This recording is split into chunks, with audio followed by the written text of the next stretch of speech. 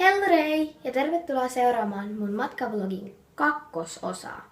Tänään on torstai ja kello on kohta 11. Tänään me mennään käymään ostoksilla ja sit me varmaan käydään altailla uimassa ja lähdetään. Ja tämä matkavlogi ei tuu matkustuspäivästä. Seuraava, nyt lähdetään, aloitetaan tämä päivä. Me aletaan ihan kohta lähteen, tai nyt aletaan lähteä sinne kaupungille. Niin mä täytän mun juomapulloa. Lähdetään sinne nyt autolla, koska me vuokrattiin tällä kertaa auto. Niin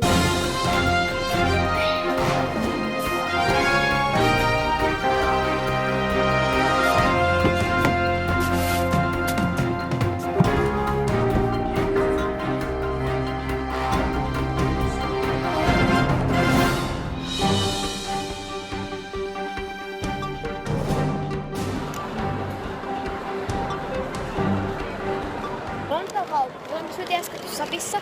Ja mun kädet on ihan täynnä, kun mä otin äitin ostokset. Ja sit mulla on vielä mun omat ostokset. No mä en oo ite ostanut vielä kauheasti. Mutta mä tein ostosta esittelyvideon, niin näette siinä mitä mä ostin. Mennään vielä uudelleen Primarkiin, koska en mä tiedä, mä haluan käydä siellä kosmetiikka-osastolla vielä koskaan. Joo, ja sit sen jälkeen mä mennään ajamaan minikartingia. Ja ei mä nyt täältä löytykään mitään, mutta pitäis kattoo jotain. Ja me lähdetään kohta tonne muualle ja kattokaa, mä otin uudet korvikset, koska mä unohdin mun korvikset kotiin, kaikki, ja mun nää toiset korvareet melkein umpeutu, tai ne umpeutu melkein, täytyy nyt ne läpi, niin sitten mä joudun nostamaan uusia korviksia lisää, että kun nää on ihan kauniita, sitten nostin niinku lisää muitakin, mutta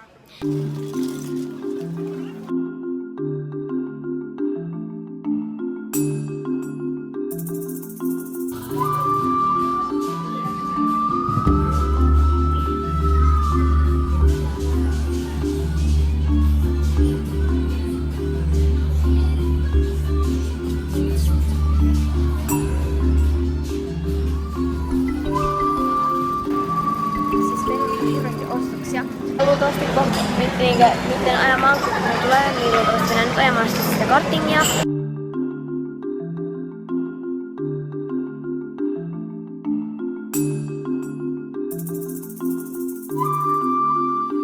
Ollaan täällä Lidlissä ja oikeesti niinku kello on 5 vailla ja meidän vuoro alkaa 5 minuutin päästä siellä.